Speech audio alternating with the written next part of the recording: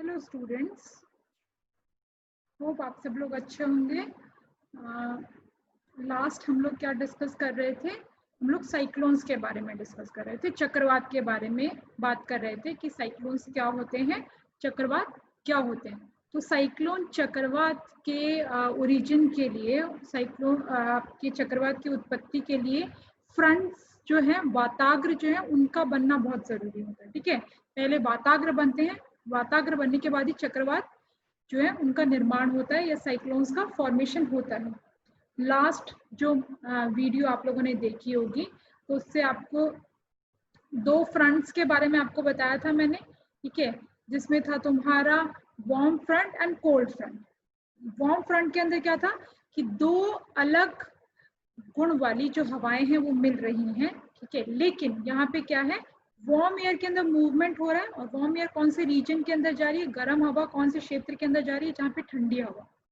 और जब वो ठंडी हवा के क्षेत्र के अंदर जाती है तब क्या होती है कि गर्म हवा ऊपर उठने लगती है, ठीक है, और ठंडी हवा जबकि नीचे रहती है, क्योंकि ठंडी हवा क्या होगी, कोल्ड एयर क्या होगा, वो भारी होगा, ठीक है, वो डेंस होगा, उसकी डेंसिटी ज्यादा होगी, तो का घनत्व ज्यादा होगा, इसलिए वो नीचे रह जाएगी। तो इसको हम बोलते हैं वार्म फ्रंट, ठीक है, जिसके अंदर गर्म हवा जो है उसका मूवमेंट हमें देखने के लिए मिलता है। वहीं पे कोल्ड फ्रंट के अंदर क्या होता है, आपका जो ठंडी हवा है वो जाती है गर्म हवा वाले क्षेत्र के अंदर, और जब वो वहां जाती है तो उसके वहां पहुंचने की वजह से जो ठंडी हवा है, गर्म हवा जो है वो ऊपर उठने लगती है। ठंडी हवा भी ऊपर उठती है, लेकिन उसका जो मूवमेंट है ऊपर उठने का वो स्लो है in comparison to warm front, ठीक है, वार्म एयर। तो ये आपके कोल्ड फ्रंट और वार्म फ्रंट थे। तो इससे एसोसिएटेड हम वेदर की बात करेंगे, यानी कि आबो हवा की स्थिति इन दोनों फ्रंट्स के अंदर, इन दोनों वाताग्र के अंदर कैसी होती है। तो सबसे पहले हम बात करते हैं weather associated with the warm fronts, ठीक है, जो गर्म वाताग्र होते हैं उसमें कैसे हमें वेदर देखने के लिए मिलता है, आबो हवा जो है वो किस प्रकार की देखने के लिए मिलती है। जनरली हम देखते हैं कि वार्म एयर जो है that becomes active and aggressive along the warm front as it invades the cold air zone, and thus being lighter it gradually rises over the cold air and cool adiabatically from below, ठीक है। cool adiabatically from below क्या होता है कि जो ये गर्म हवा है वो ठंडे हवा के क्षेत्र के अंदर जा रही है, जाने के बाद वो ऊपर उठेगी, और जैसे जैसे हवा जो है वो ऊपर उठती है, ठीक है, तो वैसे वैसे हवा क्या होती है, वो ठंडी होती जाती है।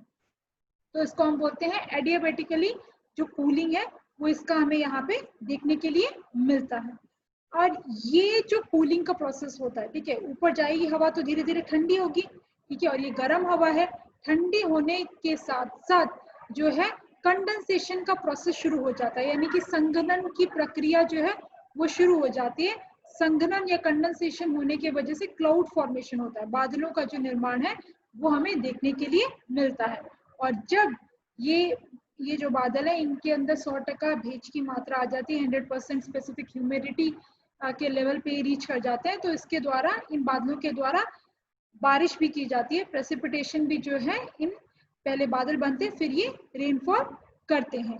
जनरली हम देखते हैं कि if N aggressive warm air is stable and less humid, ये जो गर्म हवा जो कि ठंडे क्षेत्र में गई है वो स्टेबल है, ठीक है, और ह्यूमिड कम है, ठीक है, उसके अंदर भेज की मात्रा अगर कम है, then condensation occurs at an great height, यानी कि उसको काफी ऊपर ऊंचाई में जाना पड़ेगा बादल बनने के लिए, संघनन की प्रक्रिया के लिए, ठीक है, कंडेंसेशन के प्रोसेस के लिए उसको काफी ज्यादा हाइट तक ऊपर उठना पड़ता है। वहीं पे उसकी इसी की जगह पे अगर ये जो हवा है, ठीक है, जो गर्म हवा है जो कि ठंडे क्षेत्र के अंदर पहुंच रही है, ये मॉइस्ट है और अनस्टेबल है, अगर इसके अंदर भेज की मात्रा ज्यादा है और साथ ही साथ ये अनस्टेबल है, ठीक है, तो वैसे में अगर हम देखें तो बहुत इजीली जैसे ही ऊपर उठती है, मतलब बहुत ज्यादा ऊपर उठने की जरूरत नहीं है, थोड़ा ऊपर उठने पर ही कंडेंसेशन एंड प्रेसिपिटेशन का प्रोसेस हमें देखने के लिए मिलता है। संघनन की प्रक्रिया होती है, थोड़ा सा ही ऊपर उठने पे बादल बन जाते हैं, और ये बादल जो है ये रेनफॉल करते हैं, ये प्रेसिपिटेशन करते हैं, ये बादल जो है बारिश करते हैं। जनरली एक वार्म फ्रंट के अंदर अगर हम देखें तो warm front precipitation is a long duration, moderate but wide spread because of the cloud types. जो वार्म करंट फ्रंट के अंदर गर्म वातावरण के द्वारा जो बादल बनते हैं, ठीक है, ये बादल लंबे समय तक आपके बारिश करते हैं। साथ ही साथ इनमें अगर हम देखें, इनके द्वारा जो बारिश की जाती है वो मॉडरेट रेनफॉल होता है। ठीक है, क्यों मॉडरेट रेनफॉल देखने के लिए मिलता है इनके द्वारा? क्योंकि ये जिस टाइप के क्लाउड्स का फॉर्मेशन होता है उस वजह से हमें मॉडरेट रेनफॉल देखने के लिए मिलती है। And the sequence of clouds from the above downward comprises, generally जो क्लाउड्स हम देखेंगे वार्म फ्रंट के द्वारा जो फॉर्म होते हैं, दे comprises cirrus clouds, cirrostratus clouds, altostratus clouds and nimbostratus clouds. आप लोगों को कहते हैं ये कहते हैं डिफरेंट टाइप के क्लाउड्स होते हैं, इसके बारे में इतनी जानकारी नहीं होगी। ये क्या है, अलग अलग हाइट के अनुसार 3 प्रकार के जो बादल हैं वो हमें देखने के लिए मिलते हैं। ये ना इनकी हाइट के अनुसार इन बादलों के नाम है, जिसके अंदर निम्बोस्ट्रेटस जो होते हैं, ठीक है, ये जो बादल होते हैं वो रेनफॉल करते ही करते हैं, ये बारिश करने वाले बादल होते हैं। ठीक है, या इनको घन वर्षा बादल भी इनको बोलते हैं। तो जनरली इस प्रकार के या आपके ढग बादल हैं, ठीक है, उनका निर्माण होता है, पड़ बादल हैं, ठीक है, इनका निर्माण हमें देखने के लिए मिलता है। When a warm front advances forward, the warm sector becomes over the observation place and there is a sudden change in the weather conditions with the arrival of the warm sector. Example, there's a sudden increase in the temperature and specific humidity, and there's decrease in the pressure, and there's a disappearance of the clouds, clear sky and break in a precipitation. Even क्या होता है, जैसे ही इस cold air का जो region है आपका, ठीक है, इसके अंदर जैसे ही ये warm air आती है, ठीक है, तो एक बारी तो वार्म एयर आएगी तो क्या होगा, आप इस पे बोर्ड पे समझ सकते हैं। यहाँ पे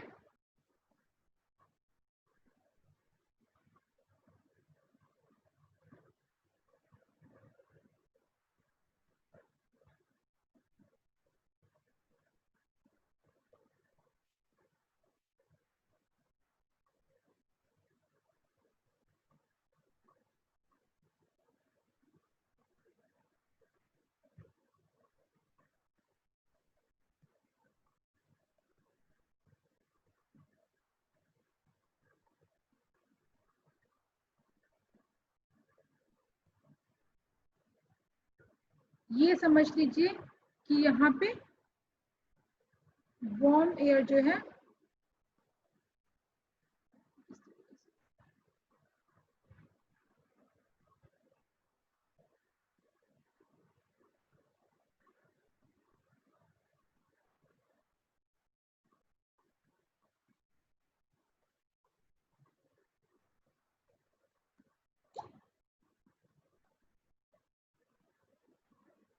यहाँ पे ये वार्म एयर आ रही है,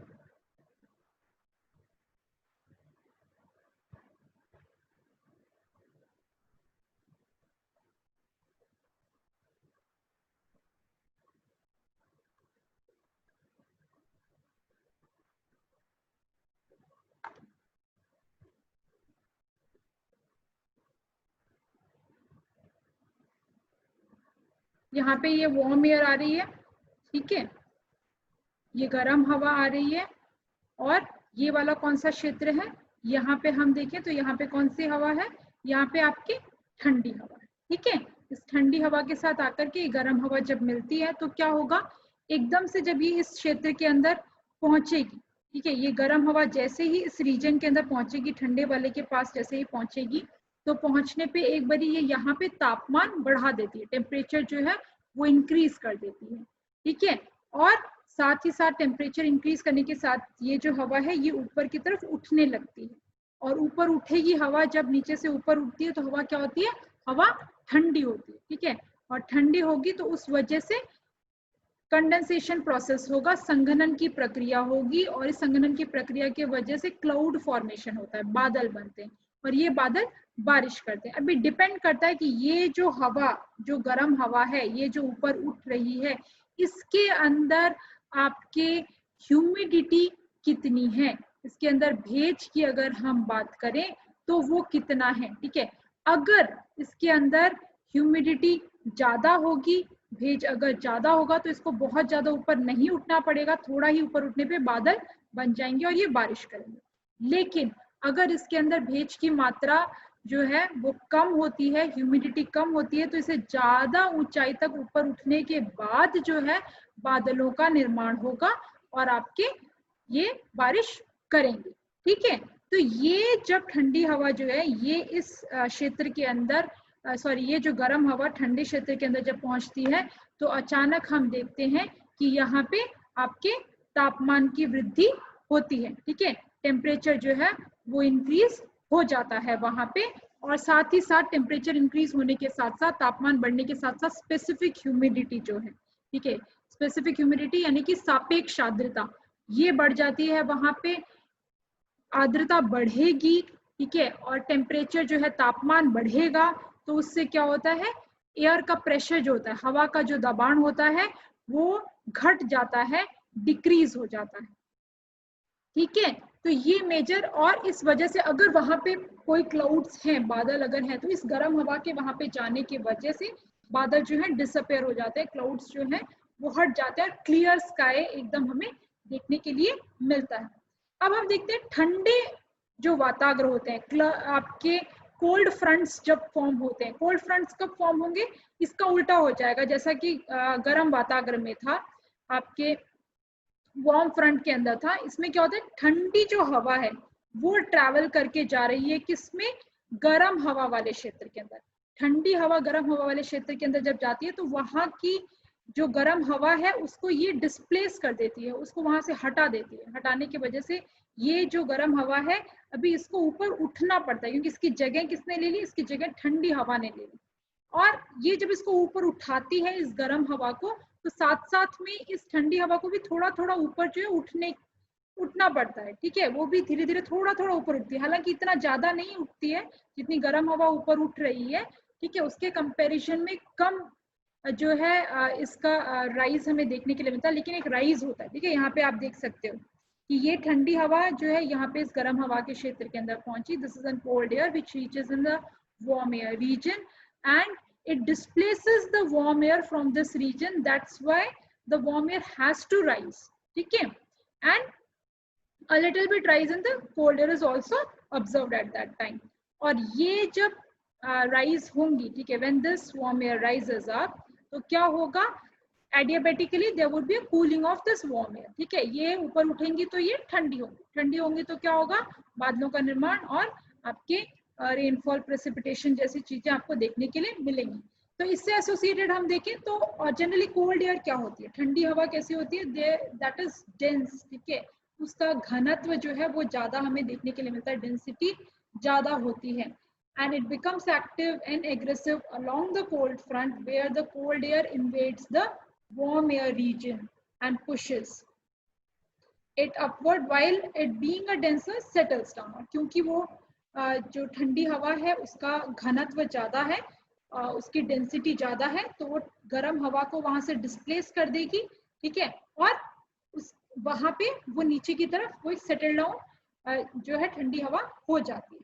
if the cold front passes away soon, weather also becomes clear soon, otherwise if the front becomes stationary, the sky becomes overcast with the cumulonimbus clouds provides that the cold air is moist and unstable and the frontal thunderstorms are formed। Generally ये जब cold air आती है, ठीक है, when this cold air passes from any warm region, ठीक है, एक गर्म हवा के क्षेत्र में से जब ये जा रही है, अगर ये पास ऑन बहुत जल्दी से हो गया, बहुत जल्दी से ये समझिए ठंडी हवा है, ये गर्म हवा है, ठीक है, तो ये जो ठंडी हवा है ये इस गर्म हवा के क्षेत्र में से बहुत जल्दी से अगर निकल गई तो क्या होगा, वो वहां पे वेदर को क्लियर कर देगी, ठीक है, आबो हवा जो एकदम साफ कर देगी, बादल वगैरह हटा देगी, एकदम साफ मौसम हमें देखने के लिए मिलेगा। लेकिन अगर वो धीरे से पहुंचती है इस गर्म हवा क्षेत्र के अंदर, और साथ ही साथ ये जो ठंडी हवा है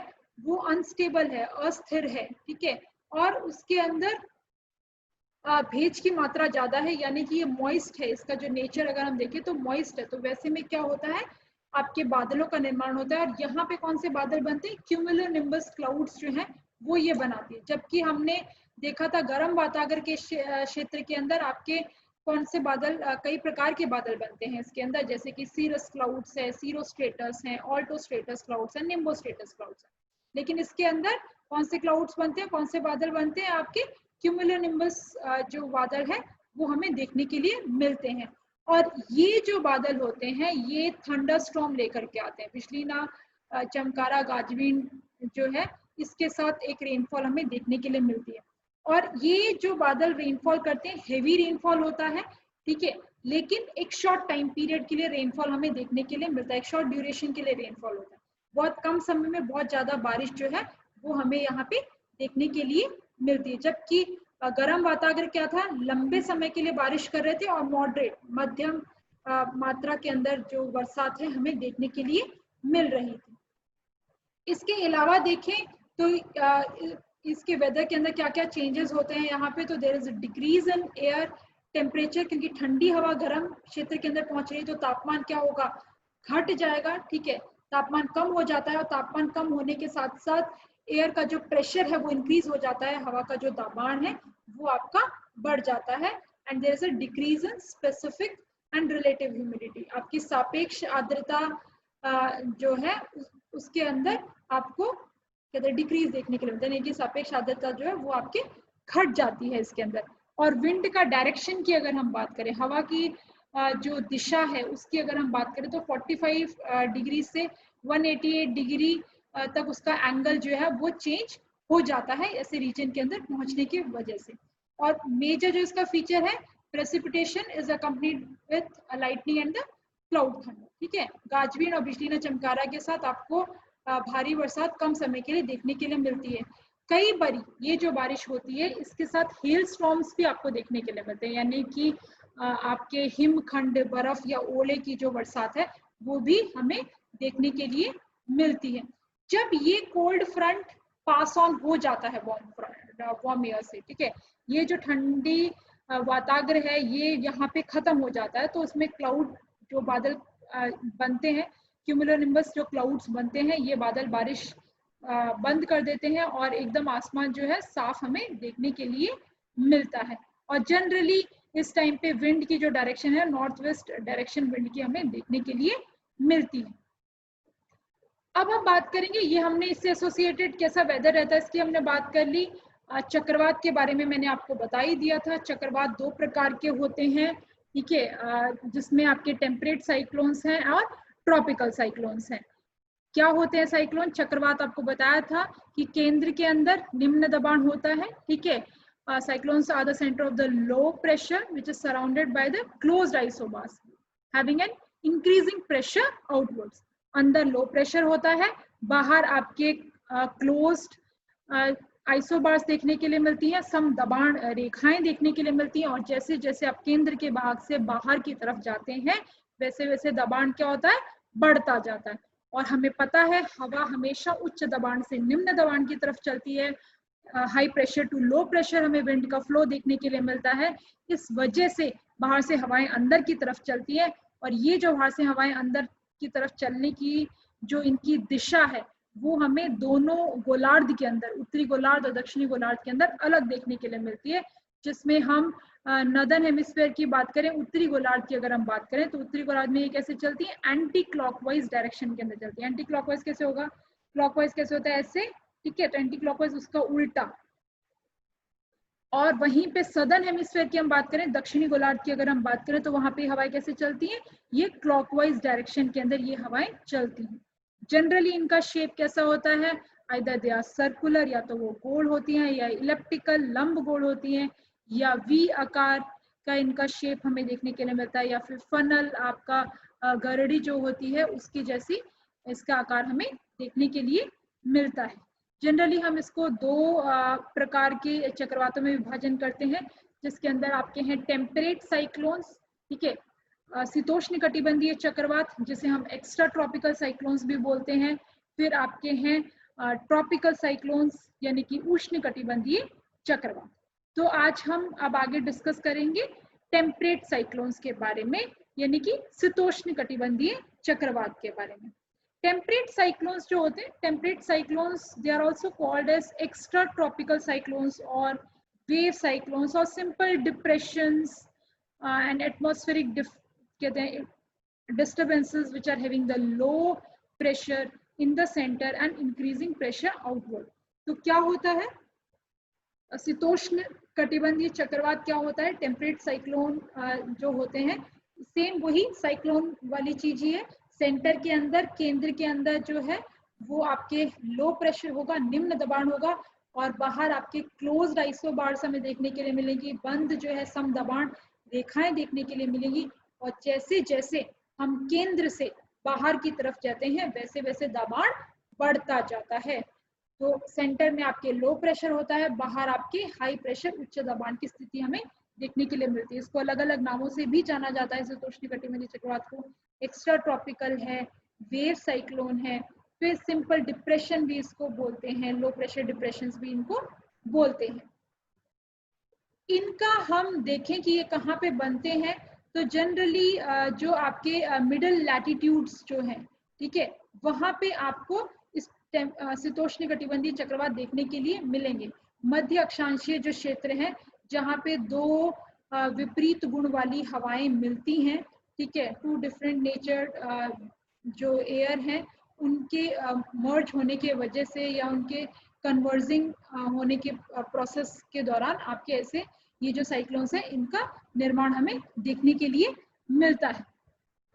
इन साइक्लोन्स के चक्रवात के शेप्स की अगर हम बात करें, आकारों की बात करें, तो नियरली सर्कुलर गोल आपको देखने के लिए मिलेगा, या इलिप्टिकल है, लंबाकार है, या फिर वी शेप्ड है, वेज शेप्ड है, या फिर गर्डी के आकार का देखने के लिए मिलते हैं। इनको इवन हम लोज भी बोलते हैं, डिप्रेशंस और ट्रफ्स भी जो है बोला जाता है। जनरली इनके रीजन की हम बात करें, जिस क्षेत्र के अंदर बनते हैं शीतोष्णकटिबंधीय चक्रवात, तो कहाँ पे बनते हैं? मिडिल लैटिट्यूड्स के अंदर, मध्य अक्षांशों के अंदर।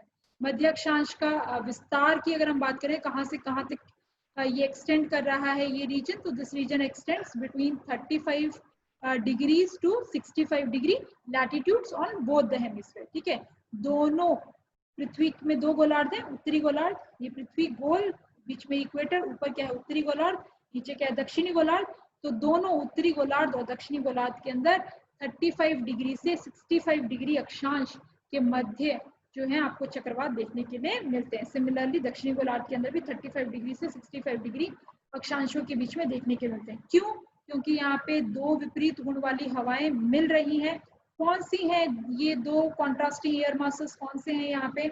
इसके अंदर एक तो है warm moist and light tropical air masses. ठीक है, ये कौन सी है? ये वेस्टर्ली विंड है, ये आपके पछुआ पवने हैं जो कि गर्म है, भेज है जिनके अंदर, और ये हल्की भी है।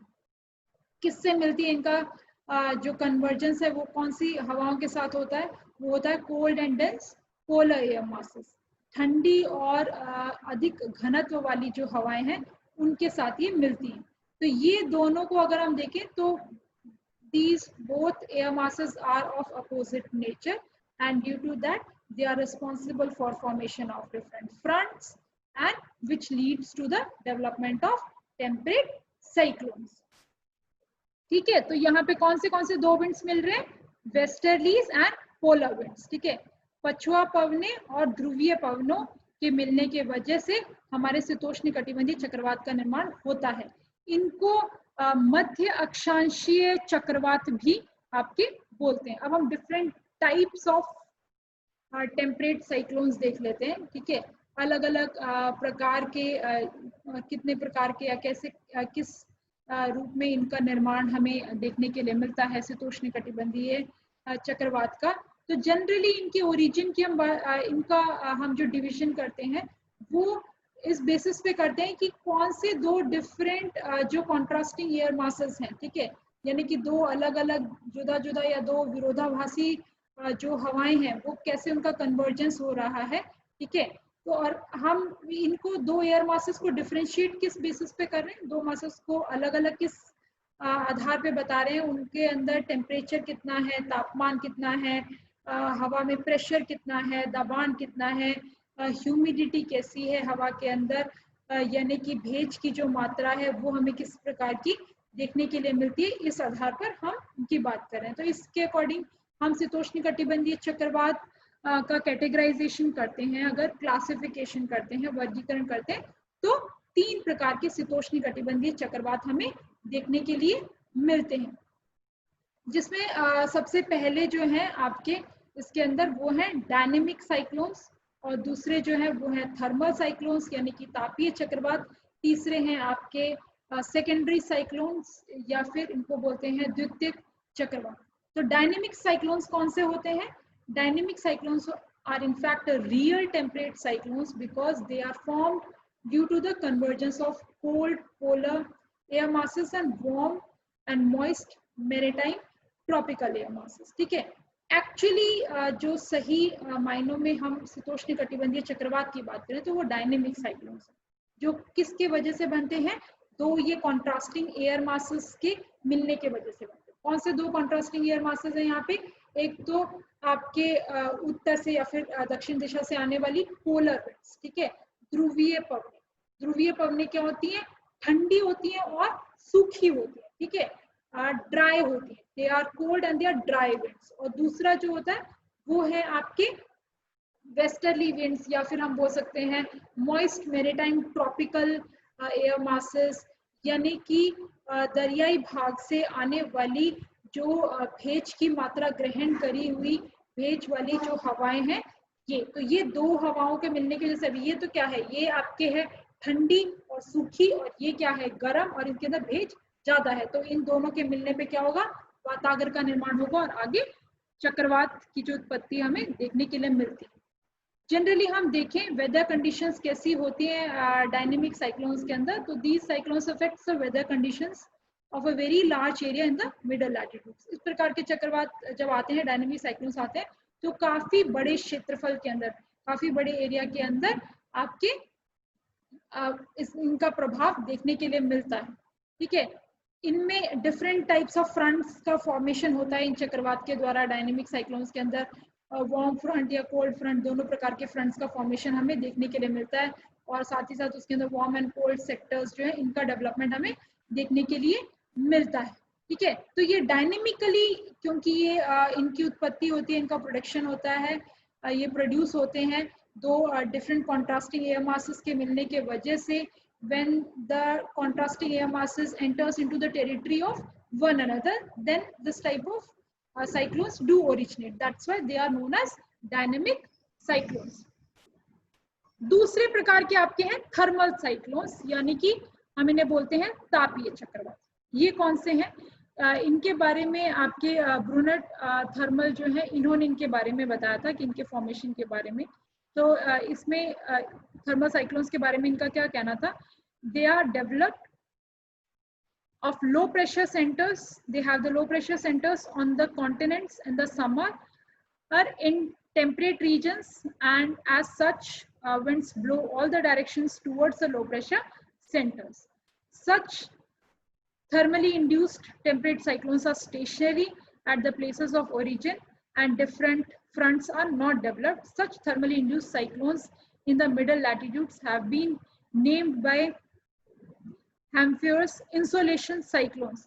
ये जो थर्मल साइक्लोन्स है या इनको तापीय चक्रवात बोलते हैं, इसको हम्फियर्स जो है इन्होंने इंसोलेशन साइक्लोन्स भी बोला है। ठीक है, यानी कि सूर्य का जो ताप आ रहा है, ठीक है, वो उससे बनने वाले चक्रवात भी बोला। क्यों? क्योंकि ऐसे चक्रवात कहाँ पर आते हैं? कॉन्टिनेंट्स पे आते हैं, महाद्वीप पे आते हैं। महाद्वीप पे क्या होता है? कॉन्टिनेंट्स पे क्या होता है? सूर्य ताप ज्यादा पड़ेगा, जमीन जल्दी गर्म हो जाती है, तो गर्म होने के वजह से, जैसे कि ये जमीन है, यहाँ पे सूर्य ताप पड़ा, ठीक है, यहाँ पे बाहर चारों तरफ जो है वो ये जमीन है, ये चारों तरफ क्या है? ये समुद्र है। ठीक है, तो यहाँ पे सूर्य ताप आया, डायरेक्ट आया, जमीन जल्दी गर्म होती है इन कंपेरिजन टू आपके बाहर जो समुद्र है उसकी तुलना के अंदर। तो उस वजह से यहाँ पे निम्न दबाण की स्थिति होगी और बाहर जो है उच्च दबाण की, हाई प्रेशर की सिचुएशन होगी, जिस वजह से हवाएं बाहर से अंदर की तरफ आपके आती है। राइट, तो ऐसा हमें स्थिति जो है देखने के लिए मिलती है। इस वजह से यहाँ पे लोकली जो है इस प्रकार के साइक्लोन्स जो है वो ओरिजिनेट हो जाते हैं मिडिल लैटिट्यूड्स के अंदर।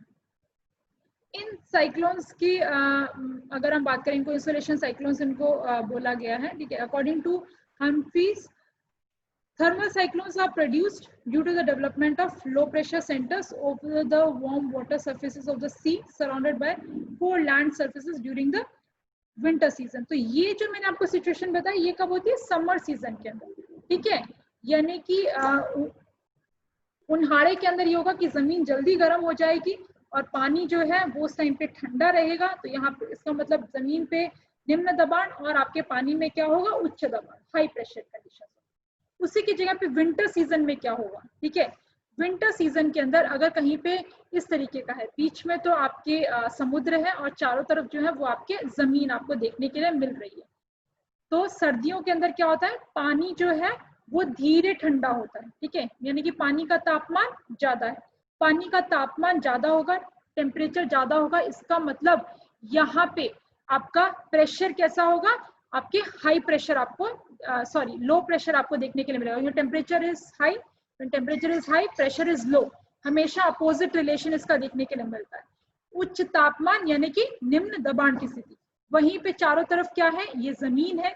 तो जमीन जो है वो आपके जल्दी ठंडी हो जाती है। इसका मतलब तापमान कम होगा जमीन पे। तापमान कम होने का अर्थ ये हुआ कि यहाँ पे दबाण ज्यादा होगा। तो बाहर दबाण ज्यादा है, अंदर दबाण क्या है? कम है। तो हवा क्या होगी? बाहर से अंदर की तरफ चलेगी, जिससे चक्रवात का निर्माण होगा।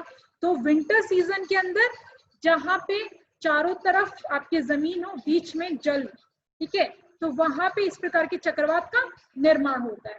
और वहीं पे समर सीजन के अंदर, ठीक है, उन्हाड़ा जो है, उन्हाड़े के अंदर क्या होता है कि जहाँ पे जमीन है, जमीन के चारों तरफ पानी है, ठीक है, तो उन क्षेत्रों के अंदर इस प्रकार के जो चक्रवात है उनका निर्माण हमें देखने के लिए मिलता है, ठीक है। It is pointed out that both the types of cyclones are referred to be above are very rare, ठीक है। ये जो चक्रवात है थर्मल साइक्लोन्स, तापीय चक्रवात, बहुत रेयरली, बहुत कम जो है हमें देखने के लिए मिलते हैं, क्योंकि इनका डायरेक्ट जो रिलेशन है, ठीक है, वो इंसुलेशन से है, सूर्य ताप से है। सूर्य ताप कैसा होगा वो वैसे ही हमें ये देखने के लिए मिलते हैं। मोस्टली ड्यूरिंग समर सीजन के अंदर ऐसे जो डेवलप्ड हमें देखने के लिए मिलते हैं वर्ल्ड के अंदर, तो आपके इल्बेरियन पेनिसुला है, अलास्का है, फिर साउथ वेस्ट यूएसए है, उसके अलावा नॉर्थ वेस्ट ऑस्ट्रेलिया है, ठीक है। यहाँ पे हमें समर सीजन के अंदर उन्हाड़े के अंदर इस प्रकार के चक्रवातों का निर्माण देखने के लिए मिलता है। शाड़े के अंदर अगर हम देखें, विंटर सीजन के अंदर अगर हम बात करें तो इस प्रकार के चक्रवात ओवर सी सरफेस से समुद्र के ऊपर बनते हैं, ठीक है। कहाँ पे? ओकाशो सी है, फिर आपके नॉर्वेयन सी है, ठीक है, फिर आइसलैंड का और ग्रीनलैंड का जो सदर्न पार्ट है, दक्षिणी जो भाग है, वहां पे हमें ये देखने के लिए मिलते हैं। तीसरे आते हैं आपके सेकेंडरी साइक्लोन्स, या इनको हम बोलते हैं द्वितीयक चक्रवात। द्वितीयक चक्रवात क्या होता है कि they are developed due to the passage of the cold winds over the warm sea after the occlusion of main cyclone.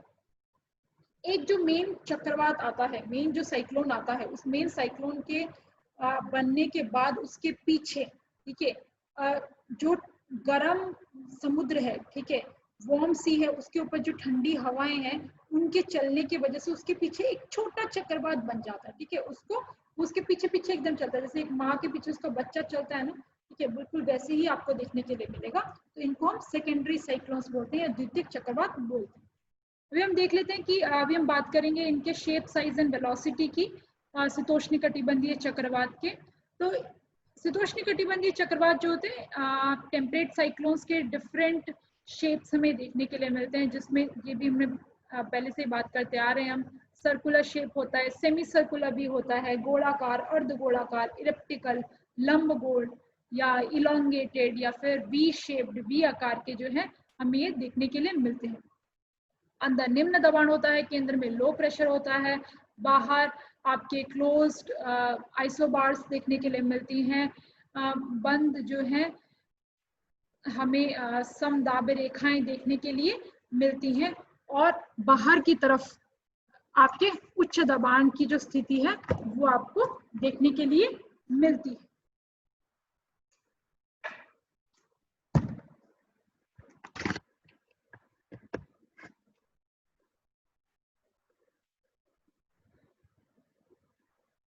Pressure difference की अगर हम बात करें, दबाण के अंतर की अगर हम बात करें सेंटर और पेरिफेरी के अंदर, यानी कि जैसे ये एक साइक्लोन है, ठीक है, सेंटर केंद्र से बाहर जो दबाण का एक अंतर होता है, दबाण की जो विभिन्नता होती है, उसकी अगर हम बात करें तो 10 to 20 मिली बार्स तक हमें जनरली देखने के लिए मिलता है। ज्यादा से ज्यादा ये इंक्रीज होकर के 35 मिली बार तक हमें देखने के लिए मिलता है। इनके साइज की अगर हम बात करें तो इनका साइज वेरी करता है, छोटा भी हो सकता है और काफी बड़े आकार के भी हमें देखने के लिए मिलते हैं। लार्ज डायमीटर इनका अगर हम देखें, आइडियली अगर हम बात करें तो 1900 किलोमीटर तक इनका साइज हमें देखने के लिए मिलता है।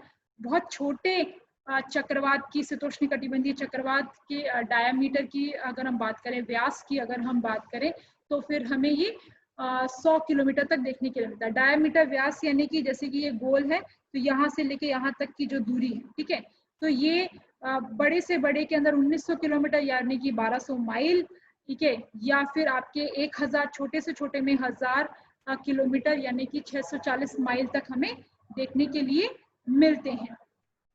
इनके डायमीटर की जो रेंज है वो 150 किलोमीटर से लेकर के 3000 किलोमीटर तक भी वेरी करती है, ठीक है, इससे भी छोटे हो सकते हैं, 150 किलोमीटर तक छोटे व्यास के भी चक्रवात हमें देखने के लिए मिलते हैं, और बड़े से बड़े 3000 किलोमीटर तक के भी हमें देखने के लिए मिलते हैं। जनरली 1900 से 1000 किलोमीटर, या हम बोल सकते हैं 2000 किलोमीटर से 1000 किलोमीटर के बीच का इनका डायमीटर हमें देखने के लिए मिलता है।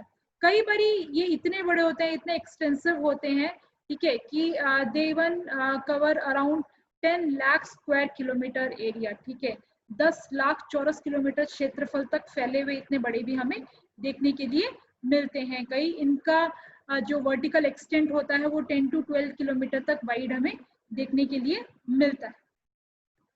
In temperate cyclones they move eastward under the influence of westerlies winds with an average speed of 32 km per hour in summer and 48 km per hour in the winters. Generally ये एक इनका बहुत important feature है कि पछुआ पवनों के प्रभाव की वजह से ये जो चक्रवात हैं इनकी दिशा हमें देखने के लिए, जैसे कि यहाँ पे चक्रवात बना, उत्पत्ति हुई, तो उसके बाद उसका जो मूवमेंट होगा, ठीक है, वो हमें टूवर्ड्स द ईस्ट देखने के लिए मिलेगा, यानी कि अपने से पूर्व दिशा के अंदर इनका जो प्रवाह हमें देखने के लिए मिलता है। और ये जो मूव करते हैं अपने जगह से, जैसे पूर्व दिशा के अंदर जो मूव कर रहे हैं, उसकी स्पीड अगर हम देखें तो एवरेज इसकी स्पीड समर सीजन के अंदर, उन्हाड़े के अंदर 32 किलोमीटर पर आवर 32 किलोमीटर प्रति घंटा हमें देखने के लिए मिलती है, और शाड़े के अंदर विंटर सीजन के अंदर 48 किलोमीटर पर आवर 48 किलोमीटर प्रति घंटा की स्पीड से इनका मूवमेंट हमें देखने के लिए मिलता है, ठीक है। तो ये आपको जो बताया, ये लो प्रेशर, ये हाई प्रेशर, यहाँ पे आप डिफरेंस जैसे देखोगे तो यहाँ पे अंदर है 1000 मिली बार प्रेशर और यहाँ पे 1011, तो ऑलमोस्ट जनरली हमने डिफरेंस क्या बताया था, 10 to 25 मिली बार का, sometime even this difference is up to 35 millibar. ये जो अंतर है अंदर से बाहर का, ठीक है, ये मैक्सिमम 35 मिली बार तक कभी कभी आपके चला जाता है। अब हम बात करते हैं इनके जो विंड सिस्टम है वो किस तरीके का हमें देखने के लिए मिलता है। Since the low pressure in the centre of the temperate cyclone and the air pressure increases outwards, hence the blow of winds from the periphery towards the center, but these winds do not reach the center straight, but they cut the isobars at 20 to 40 degree angle due to the friction and the Coriolis force, okay, and thus the wind direction becomes anti-clockwise in the northern hemisphere and clockwise in the southern hemisphere। इसके अंदर वही चीज बताइए कि उत्तरी गोलार्ध के अंदर इनकी दिशा जो है वो एंटी क्लॉकवाइज होती है, यानी घड़ी के काटानी विपरीत दिशा में होती है, और जबकि दक्षिणी गोलार्ध के अंदर क्लॉकवाइज होती है, यानी घड़ी ने काटानी दिशा के अंदर मिलता है। क्यों है ऐसा, चलो यहाँ पे देखते हैं हम। ये लो प्रेशर निम्न दबाण, ये हाई प्रेशर। हवा हमेशा कहाँ से कहाँ चलती है, हाई प्रेशर से लो प्रेशर।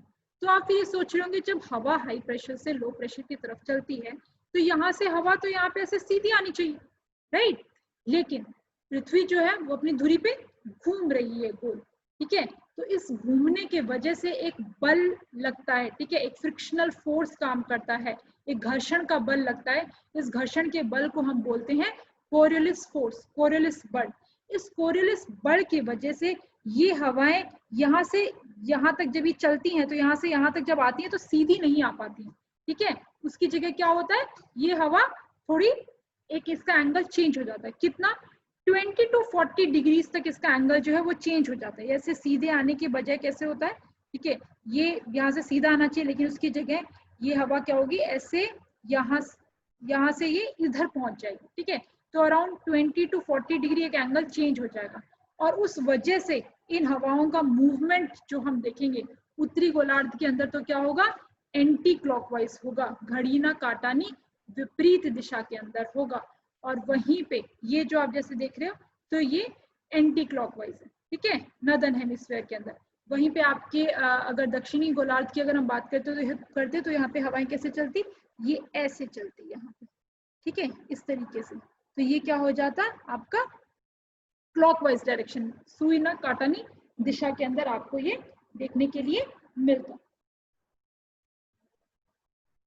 और जब ये विंड्स जो है ये हवाएं जब सेंटर में पहुंचती हैं, केंद्र के अंदर पहुंचती हैं, तो अभी केंद्र के अंदर सारी हवा एक जगह पहुंचेगी तो केंद्र के अंदर तो सेंटर के अंदर जगह नहीं है ना, तो अभी इनको क्या करना पड़ेगा, they have to ascend upwards and they have to expand outwards so that the low pressure is always maintained so long as the cyclone is alive, ठीक है। अंदर लो प्रेशर बना रहे, ठीक है, जब तक एक चक्रवात जीवित है, जब तक एक चक्रवात है, जब तक एक साइक्लोन है, तब तक उसके सेंटर में, केंद्र में क्या होता है, लो प्रेशर बना रहता है। तो इस लो प्रेशर के बने रहने के लिए ये हवाएं जब सारी की सारी सेंटर के अंदर आई, केंद्र के अंदर आई, तो अभी हवा क्या होगी, ऊपर उठ जाएगी और ऊपर उठने के साथ ये चारों तरफ आगे बाहर फैलने लगेगी। तो इस वजह से अंदर जो है वो आपका लो प्रेशर मेंटेन रहता है और जब तक ये अंदर लो प्रेशर मेंटेन रहेगा तब तक एक चक्रवात का प्रभाव आपको या एक चक्रवात देखने के लिए मिलेगा, एक साइक्लोन देखने के लिए मिलेगा। और जैसे ही ये लो प्रेशर खत्म हो जाता है, ये निम्न दबाव खत्म हो जाता है, यहाँ पे प्रेशर लगभग सामान्य हो जाता है पूरे क्षेत्र के अंदर, तो एक जो साइक्लोन है वो वहां पे आपके एंड हो जाता है। क्योंकि एक जो टेम्परेट साइक्लोन है, शीतोष्ण कटिबंधीय चक्रवात जो है, उसका निर्माण होता है दो कॉन्ट्रास्टिंग एयर मासेस के कन्वर्जेंस के वजह से, जिसमें कि आपके cold and dry and dense air है। कौन सी है cold and dry dense air, कौन सी है, पोलर विंड्स है, ध्रुवीय पवनें जो है, क्योंकि ठंडी है, घनत्व ज्यादा है और ये आपको सूखी मिलती हैं। और ये किससे मिलती है, ये हवाएं ये मिलती है वेस्टर्लीज से, वेस्टर्लीज या फिर हम बोल सकते हैं ट्रॉपिकल मैरीटाइम विंड्स। ट्रॉपिकल ये मैरीटाइम विंड्स कैसी होती है, they are warm in nature, they are moist and they are light. ये गर्म होती है, भेज की मात्रा ज्यादा होती है और ये हल्की होती है, ठीक है। इनके मिलने के वजह से और ये दो विपरीत गुण वाली जो हवाएं हैं, इनके मिलने के वजह से यहाँ पे फ्रंट्स का फॉर्मेशन होता है, cold fronts and warm fronts जो है ये बनते हैं। इवन अलग अलग ये एयर मासेस के मिलने के वजह से आपके डिफरेंट सेक्टर्स, वार्म सेक्टर्स और कोल्ड सेक्टर्स जो है, इसका भी निर्माण हमें देखने के लिए मिलता है। और वेस्टर्लीज विंड के प्रभाव के वजह से इनका जो प्रवाह है वो पश्चिम दिशा के अंदर हमें देखने के लिए मिलता है, जिसके अंदर अगर हम वार्म फ्रंट और वार्म सेक्टर की अगर हम बात करें तो इस they are characterized by the warm southerly and southwesterly winds, while the direction of the winds changes to the westerly and northwesterly and northeasterly at the arrival of the cold front and the cold sector, ठीक है। यानी कि एक जो warm front वाला जो क्षेत्र है, गर्म सेक्टर वाला जो क्षेत्र है, इसके अंदर अगर हम हवा की दिशा की बात करें, डायरेक्शंस की अगर हम बात करें, तो इसकी हवा की दिशा क्या रहती है, वेस्टर्ली रहती है, ठीक है, या फिर नॉर्थ वेस्टर्ली या नॉर्दर्ली जो इसकी दिशा है हमें देखने के लिए मिलती है, ठीक है। जैसे ही ये कोल्ड फ्रंट के रीजन के अंदर अराइव करता है, वहीं पे कोल्ड फ्रंट और कोल्ड सेक्टर के अंदर अगर हम देखें तो एक सडन विंड डायरेक्शन चेंज हमें यहाँ पे देखने के लिए मिलता है। और ये जो सडन विंड डायरेक्शन का चेंज होता है इसे विंड शिफ्ट लाइन बोलते हैं आपकी। ठीक है, तो इसको हम यहीं पे एंड करेंगे। आगे और हम शीतोष्ण कटिबंधीय चक्रवात के अंदर तापमान कैसा होता है, टेम्परेचर कैसा होता है, इसके सोर्स रीजन क्या है, इसके ट्रैक मूवमेंट कैसे हमें देखने के लिए मिलता है, इसकी उत्पत्ति निर्माण कैसा होता है, इसका ओरिजिन कैसे होता है, ओरिजिन में डिफरेंट जो सेक्टर्स बनते हैं, ठीक है, उन सब के बारे में हम डिस्कस करेंगे हमारे नेक्स्ट लेक्चर के अंदर। Thank you.